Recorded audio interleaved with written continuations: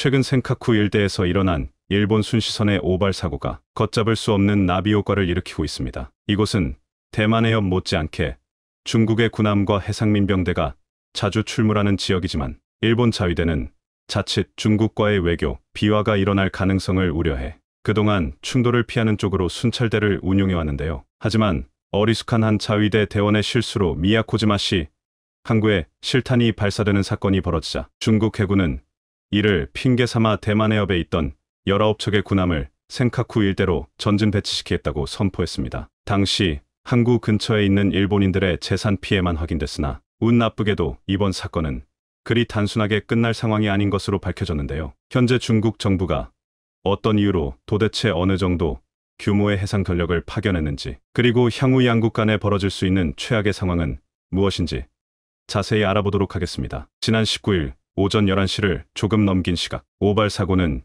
일본 오키나와현 미야코지마시의 항구에서 일어났습니다. 정박해 있던 해상보안청 소속 순시선에서 갑자기 20mm 기관포 8발이 발사된 사고가 벌어진 것인데요. 해변가에 울려 퍼진 발포음에 주민들은 크게 놀라며 태어나서 들어본 소리 중 가장 큰 소리가 났고 실탄을 쐈을 것이라고는 생각조차 못했다며 당시 상황을 생생히 증언했습니다. 이어 지역 주민들은 실탄이 향했던 방향은 언제나 사람들이 붐비는 곳이고 때문에 조금만 각도가 비틀어졌어도 다수의 인명피해가 발생했을 것이라 덧붙였는데요. 이 의문의 오발 사고는 선장과 승무원 등 7명의 자위대원이 해상사격 훈련에 앞서 사전 점검과 훈련을 하던 도중 벌어졌습니다. 해상보안청의 기자회견에 따르면 선장은 당시 기관포의 탄약 일부를 장착한 사실을 인식하지 못한 채 공포탄을 쏘는 것으로 생각하고 한대원에게 발포를 지시했다며 사고 경위에 대해 설명했습니다. 앞서 현지 언론들은 이번 사고로 인명피해나 민간시설에 대한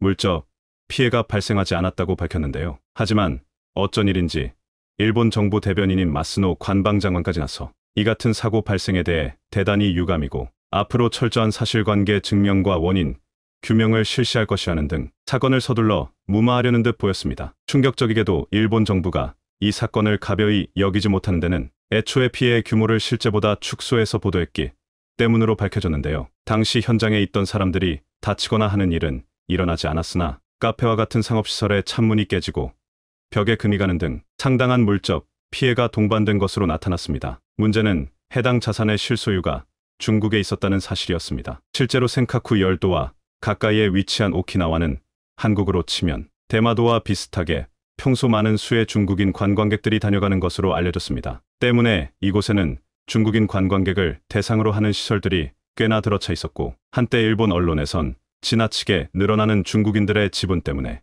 오키나와가 중국의 소유로 돌아가는 것이 아니냐는 논란이 일기도 했는데요. 이는 지금까지도 일본 내에서 사회 문제로 다뤄지고 있으며 과거 아베 시절엔 오키나와에 대한 외국인 지분을 30% 이하로 제한하겠다는 법적 조치가 시행될 뻔한 적도 있었죠. 이번 오발 사고가 고의인지 아닌지는 처음부터 중요하지 않았습니다. 민간이 주체였으면 아무 문제가 되지 않을 수 있으나 하필이면 자위대 소속의 군함이 타국의 자산을 공격한 모양새였기 때문에 중국으로선 이를 침범 행위로 간주할 만한 명분이 될 수 있었는데요. 실제로 역사적으로 국가 간의 전쟁이나 갈등이 빚어진 원인을 살펴보면 중국과 인도의 국경 분쟁처럼 지도자 간의 원한 혹은 군인의 다툼 등 아주 사소한 문제에서 비롯된 경우를 심심치 않게 찾아볼 수 있습니다. 한편 중국 정부는 이번 일본 자위대의 오발 사고를 결코 단순한 해프닝으로 넘길 분위기가 아닌데요. 일본방 위성에 따르면 사건이 벌어진 지 이틀이 지난 현재 대만 해협에 진치고 있는 중국 함대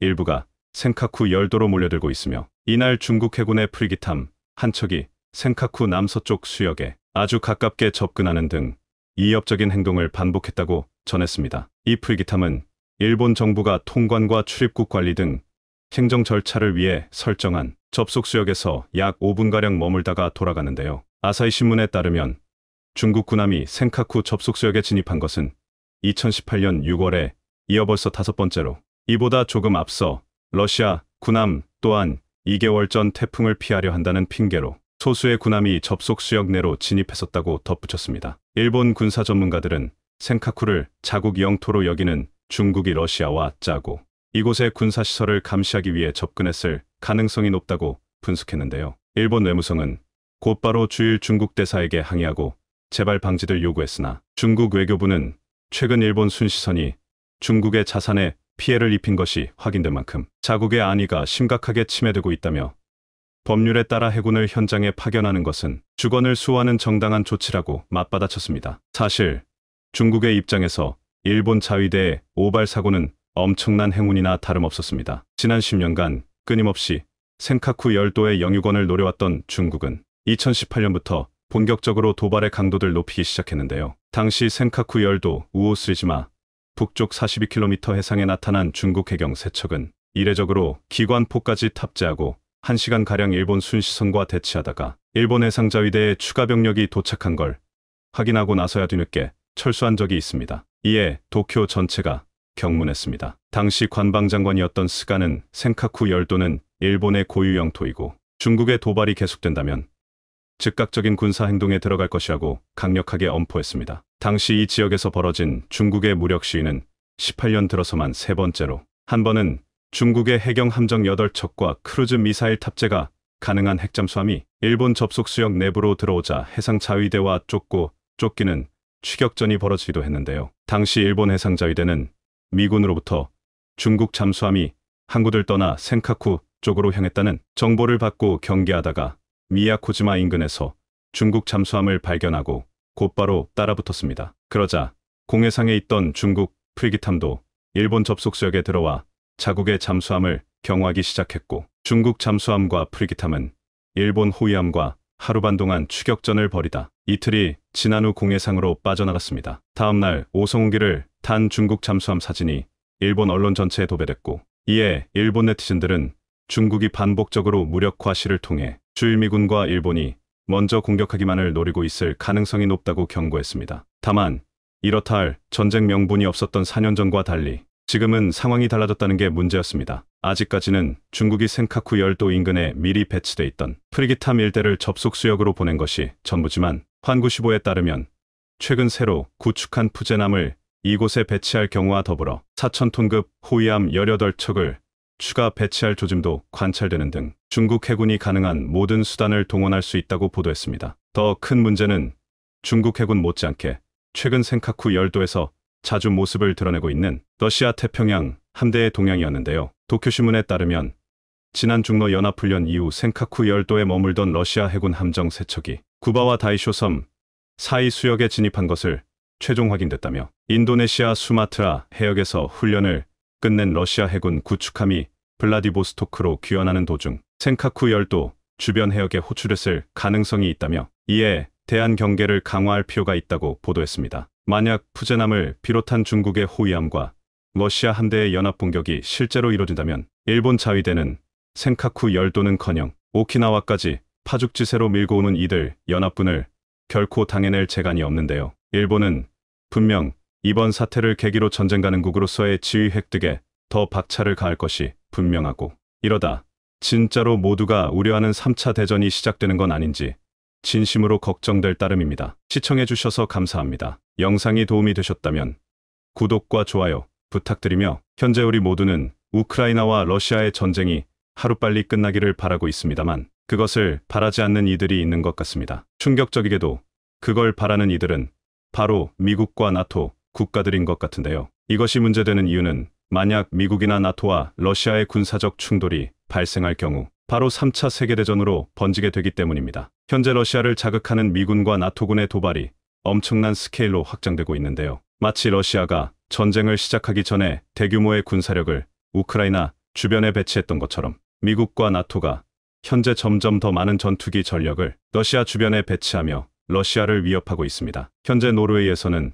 사상 최대의 훈련이라고 일컬어지는 골드 리스폰스 2022 훈련을 하고 있죠. 세계 27개국에서 참가하는 이 초대형 훈련에서는 무려 3만여 명의 병력과 220대의 항공기, 50척의 전투함이 참여하고 있는데요. 이번에는 핀란드와 스웨덴 같은 나토 회원국이 아닌 국가들도 이 훈련에 참여하고 있습니다. 우크라이나들 상대하며 한 달이 넘도록 고전하며 제대로 된 전과를 올리지 못하고 있는 현재의 러시아에게 이 같은 서방연합의 대규모 훈련은 부담스러울 수밖에 없는데요. 그런데 훈련을 진행한다는 빌미로 미국과 나토가 러시아를 지나치게 도발하고 있다는 정황이 여러 곳에서 포착되고 있습니다. 특히 러시아의 수도인 모스크바까지 엎어지면 코 닿을 거리에 있는 발트 3국 중 하나에 적 방공망을 폭격해 제압하는 것이 주특기인 EA-18G 크라울러 전자전기와 FA-18C 호넷 전투기 스트라이크 패키지가 공격 준비를 완료하고 있는데요. 이 외에도 F-35 스텔스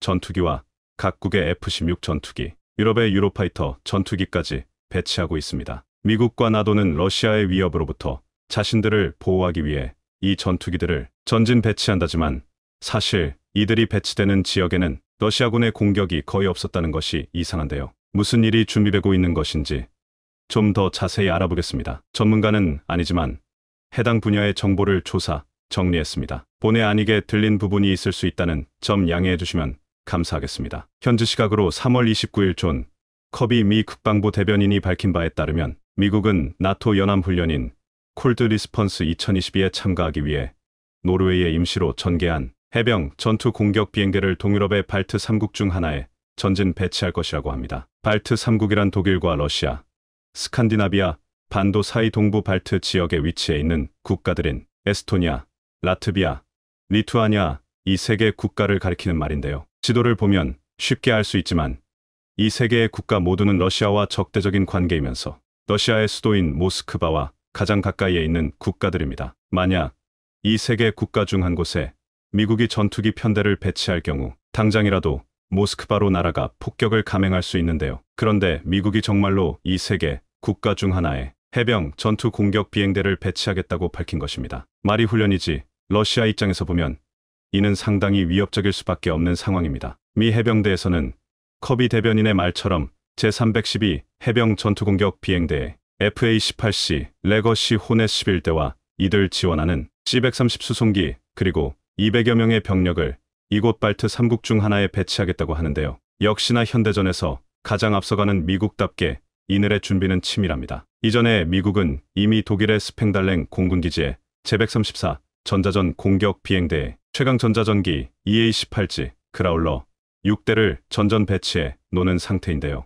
러시아가 이 전투기 전력들을 경계할 수밖에 없는 이유는 이게 정석적인 미군의 스트라이크 패키지 구성이기 때문입니다. 우크라이나를 침공한 러시아는 한 달 내내 전투기들을 출격시키면서도 여전히 제공권을 장악하지 못한 채 제한적인 공습만을 해대고 있으며 우크라이나군의 방공망은 여전히 건재한 상태인데요. 최근 러시아 측에서 쏜 다수의 순항미사일을 전투기와 지대공 미사일로 격추하면서 우크라이나는 아직 그들의 공군력이 건재함을 과시한 바 있습니다. 하지만 많은 분들이 아시다시피 미군의 공습은 허술한 러시아와는 격이 다릅니다. 최강의 전자전기로 알려진 EA-18G 크라울러가 선봉으로 투입되어 적의 방공망 레이더들을 모조리 제밍해 먹동으로 만들면 그 뒤를 이어 공습 임무를 주로 수행하는 FA-18C 호넷 전투기들이 들어가 바보가 되어버린 적 방공망과 핵심 시설을 족집게처럼 골라 정확하게 타격하는데요. 요즘 미군의 EA-18G 크라울러가 가진 전자전 능력은 아예 적 방공망 측에서는 전자전 공격을 받는지도 모르고 있다가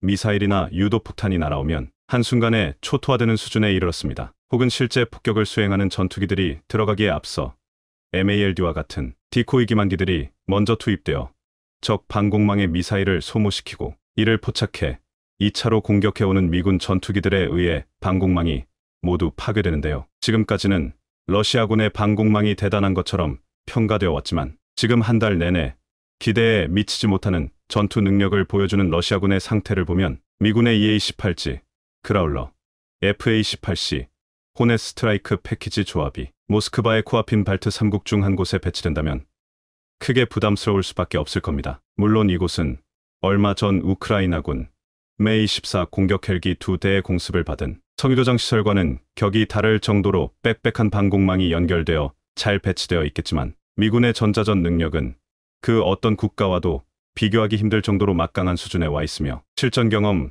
또한 풍부하기 때문인데요. 걸프전에서 이라크 방공망을 상대로 그야말로 아무것도 못하게 만들어버리고 끝없는 폭격을 퍼부었던 미군의 모습을 떠올리면 모스크바 쪽에서도 식은땀이 흐르지 않을 수 없을 겁니다. 게다가 러시아 주변에 배치되는 전투기 전력은 이게 다가 아닙니다. 미국은 이미 동유럽 지역의 F-35A 스텔스 전투기를 전진 배치했는데요. 미국을 따라 다른 나토 국가들도 전투기를 러시아 주변에 배치하고 있습니다. 영국은 지난 3월 초 발트 3국 중 하나인 에스토니아 아마리 공군기지에 F-35B 전투기 4대를 배치했는데요. 벨기에 또한 이 아마리 공군기지에 F-16 전투기 4대를 배치했습니다. 또한 3월 하순에는 영국 공군의 유로파이터 타이푼 전투기 4대가 우크라이나, 몰도바와 국경을 마주하고 있는 루마니아에 배치되었는데요. 네덜란드 공군 또한 F-35 전투기 8대와 F-16 전투가 8대들 각각 루마니아, 남쪽의 불가리아에 배치했습니다. 이들을 따라 스페인에서도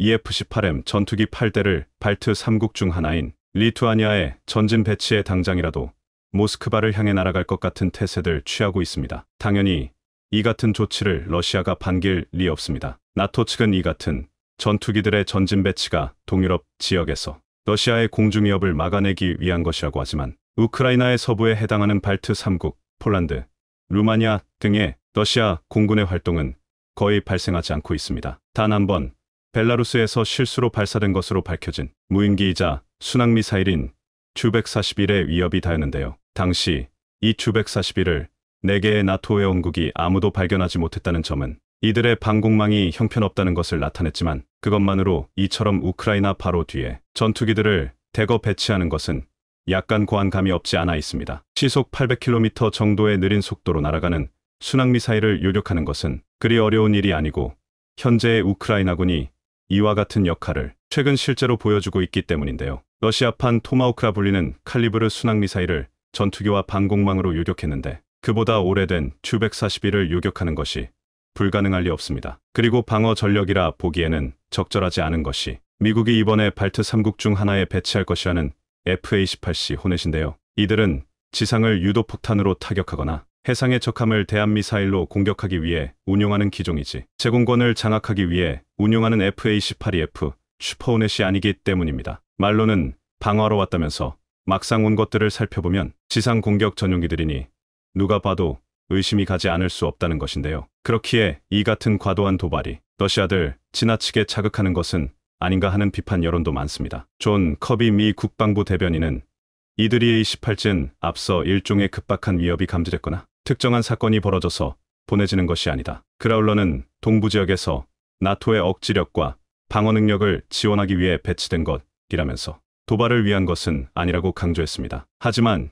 여러 가지 정황으로 볼 때 미국과 나토는 현재 러시아를 자극해 도발을 일삼는 것이 맞는 것으로 보이는데요. 미국이나 나토 회원국들 중 하나가 정말로 전투기들 띄워 러시아 본토를 공격한다면 이는 얄짤없이 제3차 세계대전이 되기 때문입니다. 물론 군사력이 크게 줄어들어 버린 러시아가 미국과 나토 연합의 공격을 막아내기 어려운 상태일 것으로 보이지만 러시아에게는 핵무기라는 최후의 보루가 있습니다. 그래서 미국과 나토는 물론 러시아 모두 제3차 세계대전을 원하는 이는 아무도 없을 것이고 지금과 같은 미국과 나토의 전투기 전진 배치는 안 그래도 흥분해 있는 러시아를 더 자극해 이 전쟁을 오래 끌기 위한 심산이 아닐까 하는 의견도 전문가들 사이에서 계속해서 나오고 있는 상황인데요. 현재 우크라이나와 러시아는 한 달이 넘게 전쟁을 진행하면서 너무 많은 피해를 입었고 특히 러시아는 가진 군사력의 상당 부분을 잃었음은 물론 극도의 경제 제재로 인해 아주 심각한 피해를 입고 있습니다. 여기서 조금만 더 무리했다간 나라가 망해버릴지도 모를 지경인데요. 시선을 우크라이나 측만 보지 않고 전 세계 정세로 넓혀 크게 봤을 때 앞으로 미국뿐만 아니라 유럽 국가들, 아시아의 여러 국가들과 동남아시아의 국가들까지 모두가 떠오르는 가장 강력한 적으로 여기는 것은 바로 중국입니다. 이제까지 미중 전쟁 시나리오 중에서 생각할 수 있는 가장 최악의 시나리오는 바로 러시아와 중국이 힘을 합쳐 서방연합과 맞서 전쟁을 치르는 것이었는데요. 그런데 여기서 조금이라도 더 러시아가 군사력을 낭비하게 만들어 아예 이번 기회에 주저앉아 일어나지 못하게 만들어버리면 중국은 힘없는 몇몇 동맹국들을 뺀 전 세계 수많은 강대국들의 총공격에 감히 대만을 함부로 수복하려 들지 못할 것입니다. 충분히 더 강한 능력을 가지고 있음에도 불구하고 미 해군의 해리 S. 트루먼 항공모함 전단이 러시아의 항모킬러 전함들을 피해 다닌 것 또한 러시아와 충돌을 일으키지 않고 중국에 집중하기 위해서라는 분석이 많았는데요. 우리나라의 입장에서 생각해보면 서방 국가들의 이 같은 태도는 결국 머지않아 우리에게 가장 심각한 위협으로 떠오를 중국을 견제하는데 큰 도움이 되는 만큼 나쁠 것이 없기는 합니다. 하지만 미국과 나토의 자극이 너무 지나칠 경우 물러설 곳이 없어진 푸틴이 이제까지 설마 진짜로 그러겠어? 하는 예상을 모조리 박살내버리고 지금 이 지경까지 온 것처럼 핵무기를 사용해버릴 수도 있는 만큼 러시아를 지나치게 자극하기보다는 실질적인 방어를 위한 전력을 배치하는 것이 어떤가 생각해보게 됩니다. 아무리 훗날 중국을 견제하는 데 있어 러시아가 우크라이나와의 전쟁을 오래 끌며 회복 불가의 피해를 입는 것이 도움이 될지라도 지금 이 순간에도 자신의 의지와는 상관없이 전쟁을 시작하게 된 러시아군 장병들과 그런 이들을 상대로 죽도록 싸우는 우크라이나군 모두에서 매일같이 너무나 많은 인명피해가 나오고 있기 때문입니다. 아프간에서 너무나도 충격적인 소식이 전해졌습니다. 아흐마드 마수드가 이끄는 마지막 저항군이 카불 북부 바글란주에서 탈레반군에 패하며 저항군의 거점을 대부분 다시 빼앗겨버린 것으로 알려졌습니다. 탈레반 대변인은 이 지역에서 정부군과 민병대를 무력화했다며 아흐마드 마수드가 이끄는 마지막 저항 세력을 판지시르 계곡을 중심으로 포위했다고 전했습니다. 이뿐만이 아니라 탈레반은 이제 아프간 국민들이 해외로 빠져나가지 못하도록 공항을 막아버리겠다는 충격적인 발표도 했는데요. 미국이 군 철수를 확정하면서 사실상 탈레반으로부터 다시 아프간을 지킬 수 있는 유일한 희망이 날아가 버린 것입니다. 이에 결국 한국은 중대한 결정을 내렸습니다. 한국을 도운 아프간 난민을 충북 진천군에 수용할 것으로 알려졌습니다. 정부가 아프가니스탄에서 우리 정부 활동을 도운 현지인들의 국내 이송을 검토하는 가운데 충북 진천이 이들의 자가격리 및 임시 수용지로 유력하게 거론되는 것으로 전해졌습니다. 진천 혁신도시 내에는 대규모 인원을 수용 가능한 국가공무원 인재개발원이 있습니다. 인재개발원은 최대 500여 명까지 수용 가능한데요. 여기서 지난해 1월 중국 우한 교민 173명을 2주간 수용한 바 있습니다. 당시 많은 이들의 우려에도 불구하고 내외국인의 관리 통제를 완벽하게 선보이며 이번에도 다른 어느 곳보다 통제가 원활할 것이라는 점 등에서 유력 후보지로 거론된 것으로 보입니다. 24일 지자체와 경찰 등에 따르면 정부는 최근 아프가니스탄 현지인들의 자가격리 및 임시 수용시설로 진천 공무원 인재개발원이 사용될 수 있다는 내용을 전달했습니다. 입소 대상은 아프가니스탄 공관과 병원, 직업훈련소 등에서 함께 일했거나 도움을 준 현지인들과 가족 등입니다. 격리 기간 동안 외부 출입과 면회가 불가능합니다. 2주간의 자가격리 기간이 끝나면 3터부터 4인 가족 단위로 방을 배정해 생활할 가능성이 높게 점쳐지고 있습니다. 충북경찰청도 최근 경찰청으로부터 관련 내용을 전달받고 이송과 경비, 경호 등의 계획을 세우고 있는 것으로 전해졌습니다. 국민들이 무슬림에 대한 테러 가능성에 대해 우려하고 있다 보니 안보에도 각별히 주의를 기울이고 있습니다. 익명을 요구한 한 경찰 관계자는 충북과 충남 아산 경찰 인재개발원 등이 아프간 현지인들을 수용할 장소의 후보에 오른 것으로 알고 있다라며 다만 확정된 사안은 아니고 진천으로 결정될 경우 바로 수용 가능토록 사전 준비를 하는 것으로 알고 있다라고 말했습니다. 지자체에서도 이와 비슷한 내용을 인지하고 아프간 현지인 입소 상황을 수시로 파악하는 한편 역할 및 지원 방안 등을 검토하고 있습니다. 지자체 관계자도 최근 진천 공무원 인재개발원이 후보지로 선정됐다는 내용을 전달받았다라며 다만 수용 인원 수와 시설 등은 변경될 가능성이 있는 것으로 알고 있다라고 전했습니다. 앞서 외교부는 아프간에서 우리 정부 활동을 지원한 현지인 직원과 가족 문제와 관련해 국내 이송 등을 검토하고 있다고 밝혔습니다. 외교부는 이와 관련한 방안을 우방국과 협의 중인 것으로 전해졌습니다. 자, 그런데 한국이 제시한 진천 인재개발원의 내부 시설과 주변 환경이 공개되자 전 세계는 그야말로 난리가 나버렸습니다. 특히 한국과 일본의 난민 수용 시설을 비교하는 이들이 급격하게 증가하고 있는데요. 그럴 만도 한 것이 진천 인재개발원은 최고의 방역시설과 첨단 시스템으로 가득 차 있습니다. 복도에는 이렇게 주요 세균과 대장균까지 소독 가능한 손세정 시스템이 있고 실내도 일본처럼 골판지, 침대가 아닌 안락한 매트리스와 철제 침대가 준비되어 있습니다. 감옥살이 하듯 조그마한 유리가 달려있는 일본의 격리시설과는 달리 큰 창문이 있어 답답함도 획기적으로 줄여주었습니다. 한국의 진천 인재개발원에서 격리를 했던 우한거주 교민들도 완벽한 통제 시스템과 첨단 시설이 가득한 한국의 수용시설을 극찬했을 뿐만 아니라 압도적인 도시락 퀄리티의 방문만 열면 마스크가 있고 심지어 세탁도 방 안에서 할 수 있는 등 전혀 불편함을 느낄 수 없었다고 감탄했습니다. 정확히는 380명의 아프간 난민, 총 86세대가 국가공무원 인재개발원에 입소하는데요. 이들은 아프가니스탄 공관과 병원, 그리고 직업훈련소에서 최대 8년까지 한국과 함께 일했거나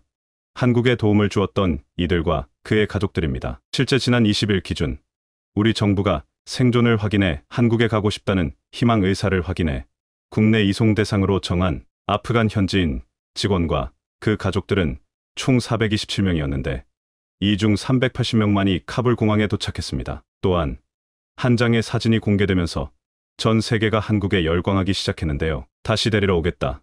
약속 지킨 김일흥 공사참사관과 아프간인이 포옹하는 장면입니다. 한국 정부와 협력한 아프가니스탄인 국내 이송 작전이 시작된 가운데 카불로 복귀해 아프간인 이송 지원을 지휘하고 있는 김일흥 주 아프가니스탄 공사참사관이 한 아프간인과 포옹하고 있습니다. 아프간인은 김 참사관과 함께 일한 아프간 대사관 직원으로 김 참사관은 지난 17일 대사관 철수 당시 남기고 간 직원에게 다시 데리러 오겠다라고 약속했습니다. 외교부 당국자에 따르면 사진 속 아프간인은 김 참사관과 함께 일하던 대사관 직원입니다. 대사관은 카불 철수 당시 급박한 상황에 현지인 직원들까지는 데려가지 못하고 안전한 장소로 이동하라고 지시했습니다. 당시 김 참사관은 이 직원에게 다시 데리러 오겠다라고 몇 번이고 약속했습니다. 그는 카타르에 있다가 아프간 협력자 철수 지원을 위한 선발대를 끌고 지난 22일 다시 카불 공항으로 돌아갔습니다. 25일 아프간인들을 태운 한국군 수송기가 이륙할 때까지 미국 등 우방국 관계자와 협의하면서 협력자 집결 및 공항 진입을 준비했습니다. 사진은 공항에서 다시 만난 이들이 감격에 겨워 앉는 순간을 포착했습니다. 탈레반 방해 등으로 협력자들의 공항 진입 자체가 쉽지 않은 상황에서 이뤄진 재회는 이번 이송 작전의 이름 미라클 몰레크 기적을 떠올리게 합니다. 김 참사관은 외교부 직원들의 단체 메신저방에 경황 없이 카불을 떠났는데 그 약속을 지킬 수 있어 그게 제일 기뻤다라고 말했습니다. 즉, 이번 일로 한국이라는 나라는 한국에 도움을 주었거나 인연이 있는 국가라면 절대로 포기하지 않고 끝까지 책임진다는 진정한 선진국다운 면모를 제대로 보여준 것입니다. 이들은 난민으로서 한국으로 오는 것이 아니라 특별공로자 지위로 국내에 들어오도록 한국 정부가 조치를 취했는데요. 이 소식을 들은 아프간 국민들은 감동의 눈물을 쏟아내고 있습니다. 현재는 단기 비자가 발급된 상황이지만 이후 장기 체류 비자로 변경해 줄 예정이고 우리 정부는 이분들의 의향을 파악해 한국에서 정착할지 다른 나라로의 이주를 원하는지 파악하고 이를 지원할 계획입니다. 한국에서의 정착을 회망할 경우 미얀마 사태 당시 국내 체류 미얀마인들에게 부여한 인도적 특별 체류 자격이나 장기적으로는 영주권 부여도 검토하고 있습니다. 이처럼 한국은 은혜를 원수로 갚는 일본과는 달리 한국과 함께 한 적이 있는 외국인들의 감동을 선사하고 있습니다. 특히 지난해부터 한국이 한국전쟁 때부터 한국과 인연이 있었던 동남아, 아프리카, 유럽국들의 세계 최고의 정확도를 자랑하는 한국산 진단키트와 KF94 마스크, 방호복 등을 무상 지원해 주었고 쿠데타로 목숨이 위협받고 있는 미얀마를 가장 적극적으로 도운 데 이어 이번에는 탈레반 때문에 죽을 고비를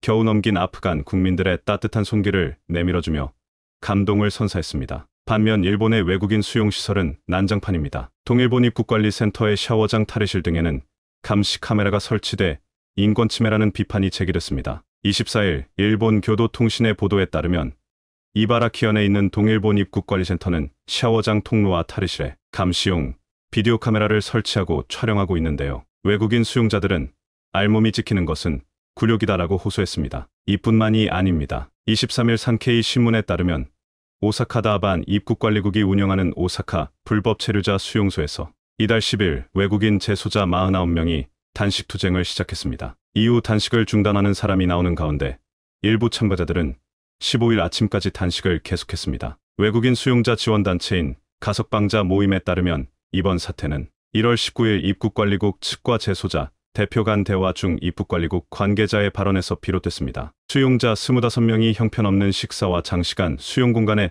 자물쇠를 채워놓는 등 혹독한 처우의 개선을 요구하는 12개 항목의 건의서를 제출하고 2주 이내에 회신을 받을 수 있을지 알아보기 위해 가나인과 이란인 등 2명이 대표로 입국관리국 직원을 면담했습니다. 이 자리에서 담당자가 당신들에게는 퇴거 강제령이 내려져 당신들의 나라로 돌아가야 하기 때문에 처우 개선을 요구할 권리가 없다 라며 매몰차게 내쳤다는 것입니다. 이 발언이 전해지자 수용자들은 기본적 인권을 부정당했다라며 크게 반발. 오사카 관내의 다른 곳에 수용돼 있는 재소자들도 1월 22일 같은 내용의 건의서를 제출한 끝에 단식투쟁으로 이어졌습니다. 또한 최근 일본에서 일본 정부의 소극적인 대처 때문에 외국인 수용자가 사망한 사건까지 발생하자 전 세계 그 어느 누구라도 현재 일본에 가기를 꺼려하고 있습니다. 하지만 우리도 끝까지 긴장의 끈을 놓아서는 안 됩니다. 최근 아프간을 떠나 프랑스에 난민 신청을 한 이들 중 탈레반 출신으로 확인되는 남성이 포착됐습니다. 제랄드 다르마냉 프랑스 내무부 장관은 프랑스 앵포 라디오와의 인터뷰에서 프랑스로 피신한 1000명이 넘는 아프간인들을 조사한 결과 한 명이 과거 탈레반 대원으로 활동했고 그는 수도 카불 검문소 책임자였다고 전했습니다. 프랑스 당국은 이 남성뿐만 아니라 총 5명의 의심스러운 이들을 포착해 모니터링 중이라고 밝혔는데요. 한국 정부도 한국에 도움을 준 고마운 아프간인들의 질 좋은 대접을 해주는 것도 당연히 옳은 일이지만 다른 무엇보다 대한민국 국민들과 한국 사회에 위협이 되지 않도록 지원 확인과 과도할 정도의 수용소 보안 확충에 만전을 기울여야 할 것입니다. 코로나의 진원지로 알려진 중국, 그리고 코로나로 가장 큰 피해를 입은 것으로 알려진 인도. 이 단순한 사실 이외에도 두 국가 사이에는 오래된 국경 분쟁의 역사가 있습니다. 이 두 국가는 국경을 접하고 있는 만큼 두 국가 간에는 국경을 두고 지금 현재까지도 대치하고 있고 그 대치 상황이 좀처럼 해결될 기미가 보이지 않습니다. 이 기회를 이용하는 것인지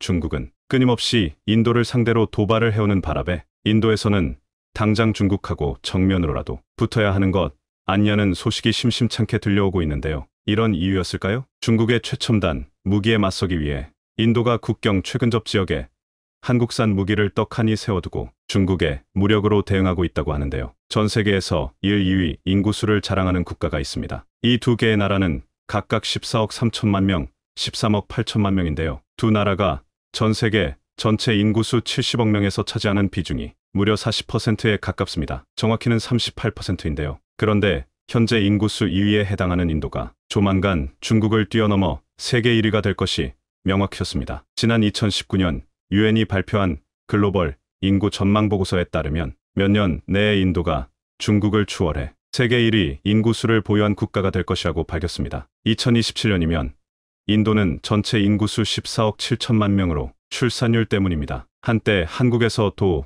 2명만 나라 잘 키우자며 정부 차원에서 인구수를 조절하는 정책을 펼쳤지만 중국에서도 그랬습니다. 중화인민공화국을 건설한 마오쩌둥은 인구가 곧 영양이라면서 인구수를 무지막지하게 늘리는 정책을 펼쳤지만 그 뒤를 이은 덩샤오핑은 정반대의 정책을 펼칩니다. 과도한 인구수는 국가의 발전을 저해하기 때문에 한 자녀만 낳아 잘 키우라. 여강제적인 인구수 조절 정책을 펼쳤죠. 1979년 개혁개방 이후로 한 자녀만 낳도록 하면서 중국에는 소왕제, 소공주가 등장했습니다. 그렇다 보니 마오쩌둥의 지시로 늘어난 인구가 결혼에 이르면서 한 자녀 또는 아이가 없는 가구들이 등장하기 시작했고 자연스럽게 출산율 감소를 불러옵니다. 현재 중국의 출산율은 한 가구당 1.62명이며 이 수치는 지속적으로 감소하고 있습니다만 인도는 정반대의 상황입니다. 한 가구당 출산율이 무려 2.33명으로 한 가구당 2.33명의 아이가 태어나는 겁니다. 인구수가 증가할 수밖에 없는 구조인 것이죠. 인도의 이러한 출산율은 7년 후 인도를 중국을 뛰어넘는 세계 1위 국가로 만들어줄 겁니다. 전 세계 38%에 육박하는 중국과 인도는 그 인구수 때문에 전 세계에 미치는 영향이 대단합니다. 현재 중국이 가난한 나라들을 상대로 무지막지한 힘을 휘두를 수 있는 이유는 거대한 내수시장에서 벌어들이는 천문학적인 자금을 투자 명목으로 투입해 가난한 나라의 경제를 쥐고 흔들 수 있기 때문입니다. 그만큼 거대한 내수시장, 즉 인구수는 큰 힘을 갖게 합니다. 한때 차를 마시는 중국인이 커피를 마시기 시작하면 전 세계 커피값이 급격히 상승할 것이라는 우스갯소리가 있었는데 이는 현실이 됐습니다. 그런데 공교롭게도 세계 1, 2위 인구수를 보유한 중국과 인도는 국경을 접하고 있을 뿐만 아니라 서로 관계가 상당히 좋지 않습니다. 특히 인도의 경우는 중국에 대한 감정이 최악인 상황입니다. 최근 몇 개월간 잠잠한 듯 했던 인도와 중국 사이에 또 다시 긴장감이 조성되기 시작했습니다. 인도의 군사 전문 매체 Indian Defense News는 지난 5월 29일 육군 참모차장인 찬디 프라사드 모한티는 라다크를 찾아 안보 상황을 점검했다면서 사진 한 장을 공개합니다. 4명의 군인이 탱크 앞에 서 있는 사진을 게시하면서 뉴스는 K9 바즈라가 보였다고 강조했죠. 육군 내 권력 순위 최상위자의 이동 반경은 당연히 중국군에서 예의주시할 것이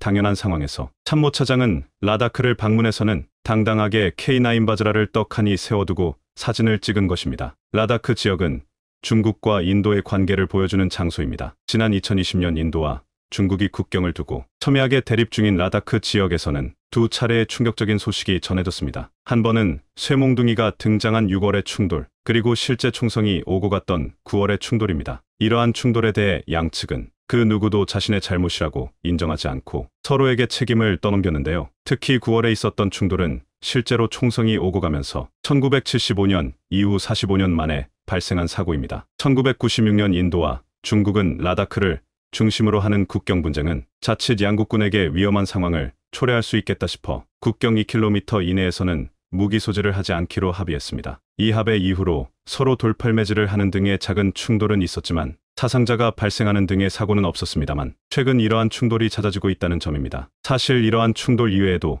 중국에 대한 인도의 감정은 그리 좋지 못합니다. 전 세계에서 미국과 호주를 제외하고는 그 어떤 국가도 코로나의 진원지가 중국이라며 공식적으로 말하지 못하지만 누구나 알고 있습니다. 중국 우한이 그 진원지라는 사실을 말이죠. 그런데 이 코로나가 중국과 국경을 접한 인도를 덮치면서 현재 인도는 그야말로 지옥을 겪고 있습니다. 거대한 인구수를 보유한 만큼 확진자 추이는 상상을 초월했습니다. 지난 5월에는 하루 확진자가 41만 명을 찍기도 했고 사망자를 처리할 방법이 없어 강에 떠내려 보내거나 길거리에서 태우는 등 지옥을 겪었죠. 안 그래도 중국과 국경 분쟁 때문에 감정이 좋지 않은데 코로나까지 퍼뜨린 중국이 절대로 예뻐 보일 리 없죠. 그래서 인도 내부에서는 국가 멸망을 초래할지도 모르는 핵무기를 써서라도 중국을 멸망시키고 싶다는 악감정이 생겨났죠. 어쨌든 20명 이상의 사상자를 발생시킨 이 충돌이 있은 직후 인도의 모디 총리는 희생자를 절대로 잊지 않겠다는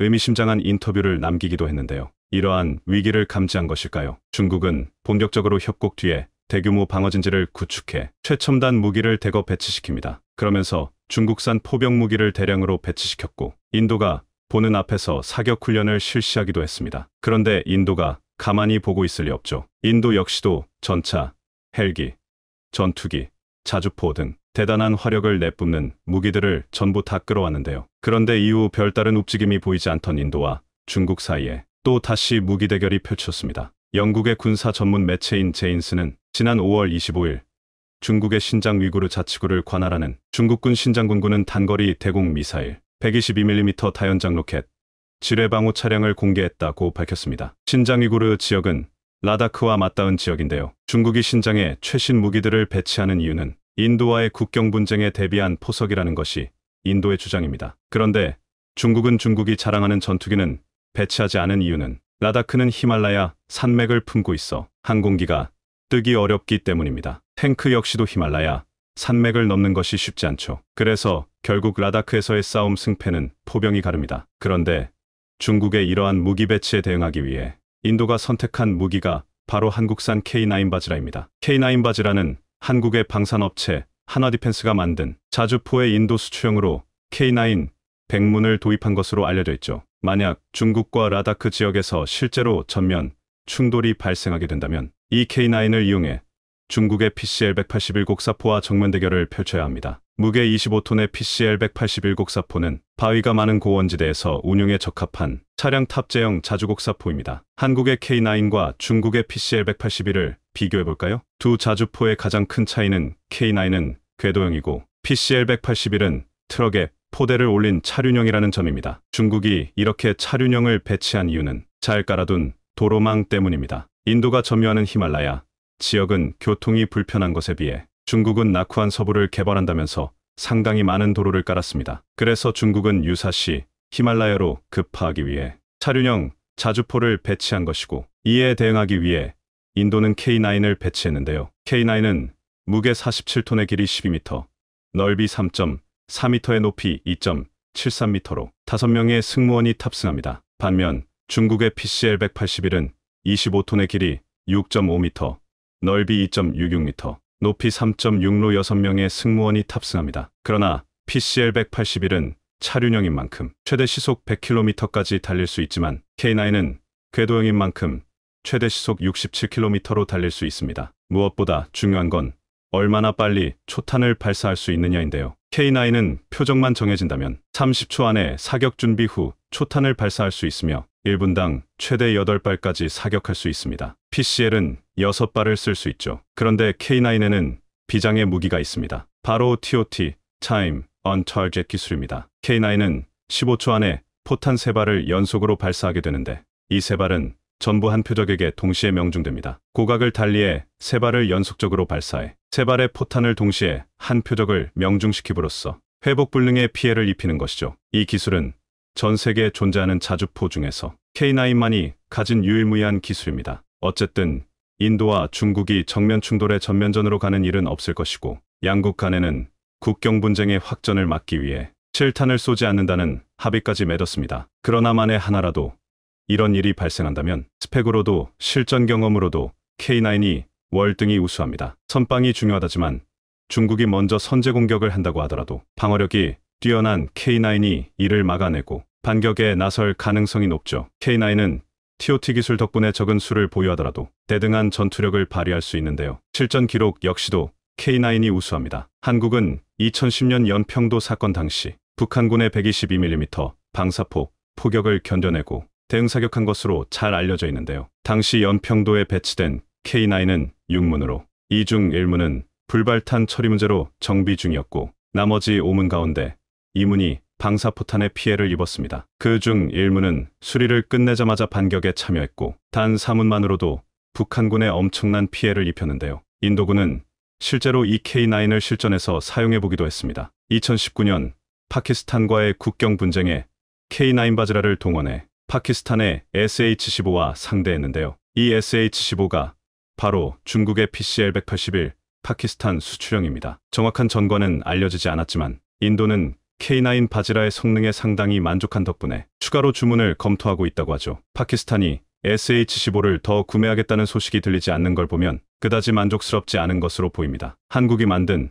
무기 중 가장 잘 만든 것으로 알려진 이 K9은 전 세계 수출 실적이 대단합니다. 터키를 시작으로 폴란드, 인도, 핀란드, 노르웨이, 에스토니아 등에 수출했고 최근에는 호주까지 K9을 선택했습니다. 특히 호주 수출은 눈여겨볼 필요가 있습니다. 호주는 육군의 현대화 작업의 일환으로 랜드 8116 자주포 획득 사업을 시작했는데 이 파트너로 K9을 선택했습니다. 1차의 K9 30문과 K10 탄약문 반차 15대를 수출하는데 1조 원에 이르는 어마어마한 규모죠. 만약 예정된 2차, 3차까지 따낸다면 어마어마한 수출 실적이 기대됩니다. 호주라는 국가가 가지는 상징성은 대단합니다. 호주는 미국, 영국, 캐나다, 뉴질랜드 등 영어를 사용하는 국가 5개국이 체결한 첩보 공동체 Five Eyes에 포함됩니다. 5개국이 상호 첩보 동맹을 맺어 전 세계 사설, 통신망 수십억 개를 감시하는 것인데요. 이 Five Eyes에 수출했다는 점은